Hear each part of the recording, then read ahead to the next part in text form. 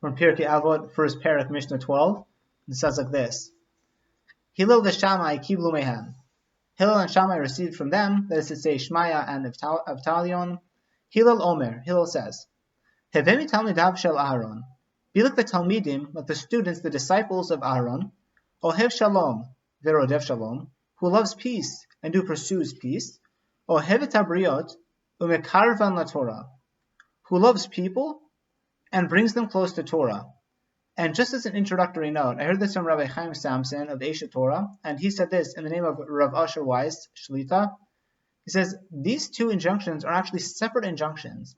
That's to say, it says, Ohev et habriot, that's one, umekarvan la Torah, and try to bring them close to Torah. That's two. It does not say, Ohev et habriot, lekarvan la Torah, love people in order to bring them close to Torah. These are two separate things. We have an independent injunction to love people regardless of their interest in Torah. And do mekarvan la Torah, like if you can, then do so. But if not, that first one still applies. Ohev et habriot. The A isn't taloi in B. A isn't dependent upon B. So that was it was an interesting insight. And we'll move on to Derech Chaim, Maharal's work as Perush on Pirkei Avot. So Maharal asks a number of questions at the beginning of this Mishnah, and he says, he's bothered by a few things. First, he says, it says Aharon was a road of Shalom, but how do we know that? I mean, it's not written explicitly anywhere. There's no pasuk that says, Aharon is this great lover of people. Where does it say that? And moreover, it says Ohev et habriot, he loved people. Again, like says who? I mean, says who? It doesn't say that anywhere. Now, it's true that there are certain allusions to it, there are inferences we could make. For example, the psukim that describe the Jewish people's reaction to Aaron's death as opposed to Moshe Rabbeinu, right? To Aaron's death, it said both the men and the women cried, whereas Moshe Rabbeinu, only the men cried. Why was that? Okay, fine, that's true, but I think the Maharal is trying to say, there's nothing explicit that tells us this. I mean, the Mishnah seems to think that it's totally obvious, but it's not so obvious.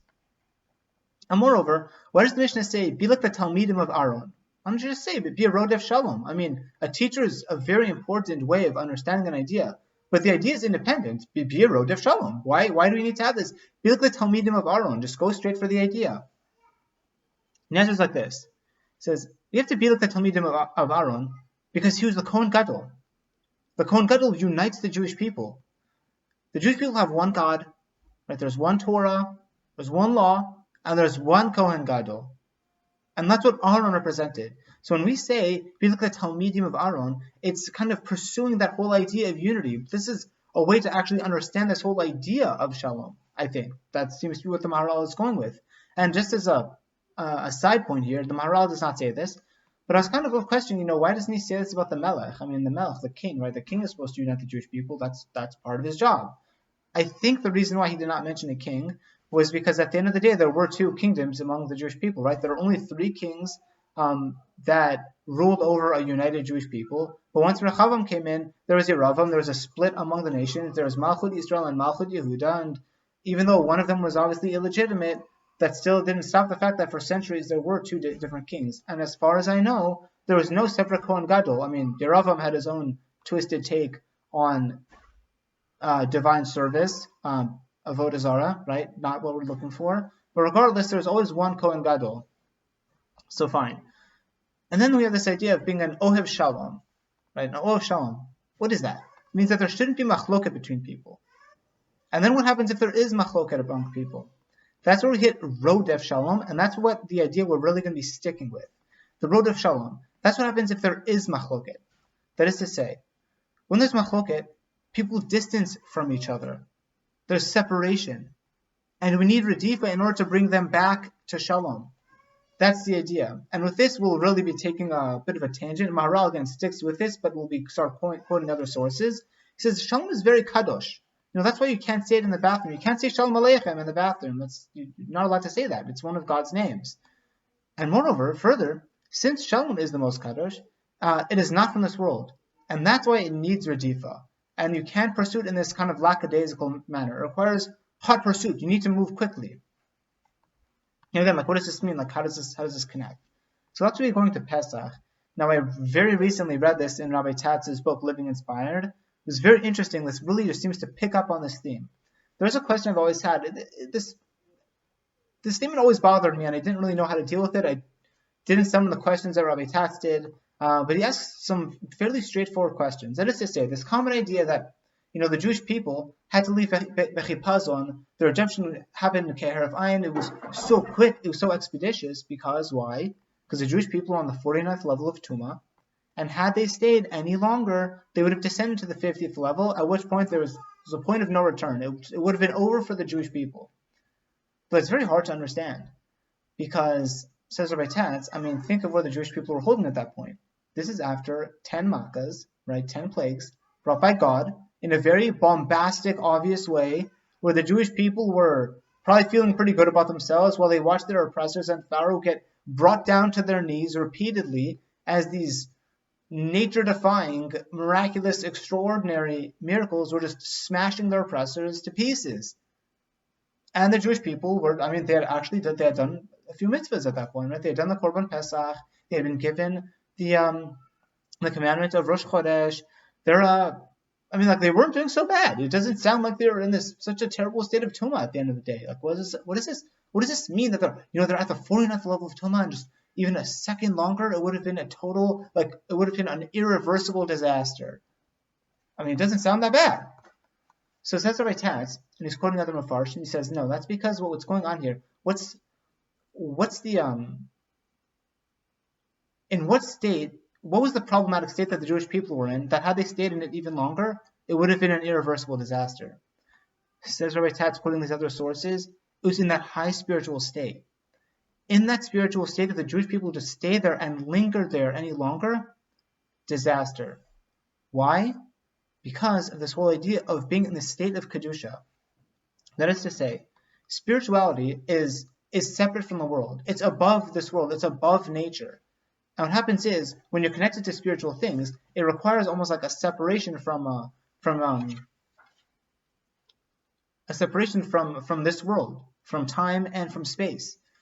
And in order to do that, you need to move quickly. And we actually see this in the very first halacha of the Shulchan Aruch. The Shulchan Aruch is not a time management system, but look at the first halacha. What does it say?